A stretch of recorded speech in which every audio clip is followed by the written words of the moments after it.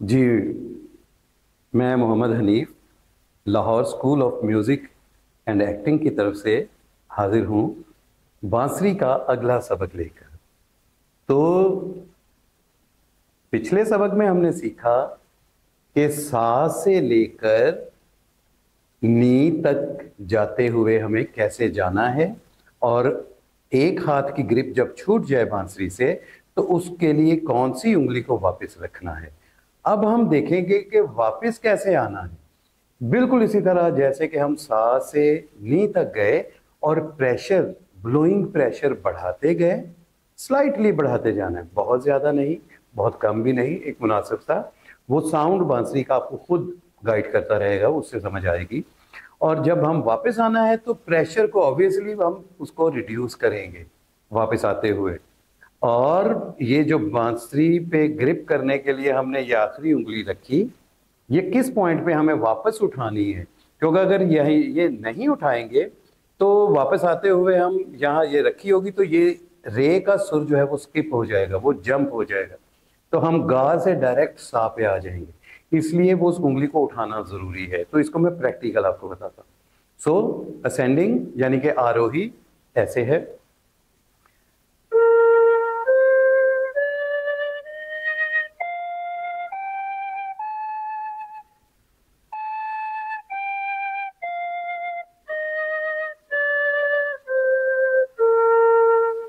तो आपने देखा कि जिस पॉइंट पे मैंने ये उंगली रखी थी, वापस आते हुए उसी पॉइंट पे मैंने इस उंगली को उठा लिया, क्योंकि इसने अपना रोल भी तो यहाँ प्ले करना है ना, कि इसने भी उठी हुई होगी तो दोबारा रखेंगे तो सा का सुर बोलेगा।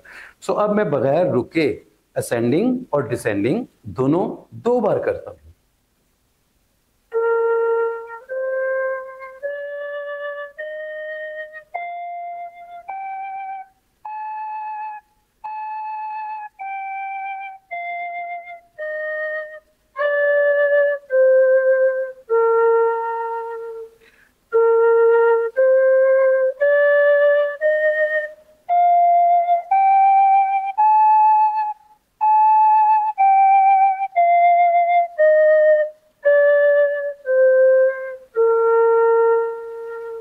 तो ये हो गई हमारी सरगम, सारे गामा पाधा नी धा पा मा गा रे सा तक।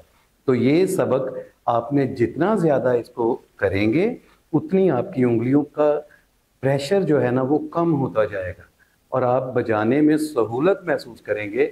लेकिन वो कैसे होगा कि जब आप इसको बार बार इसको प्रैक्टिस करें, बार बार करेंगे तो आपकी उंगलियों को खुद से समझ आ जाएगी कि अब मैंने उठना है, अब दूसरी उंगली ने उठना है, अब इंडेक्स फिंगर ने उठना है, अब रिंग फिंगर उठेगी, मिडिल फिंगर, इंडेक्स फिंगर। तो ये खुद ब खुद समझ आ जाएगी उंगलियों को।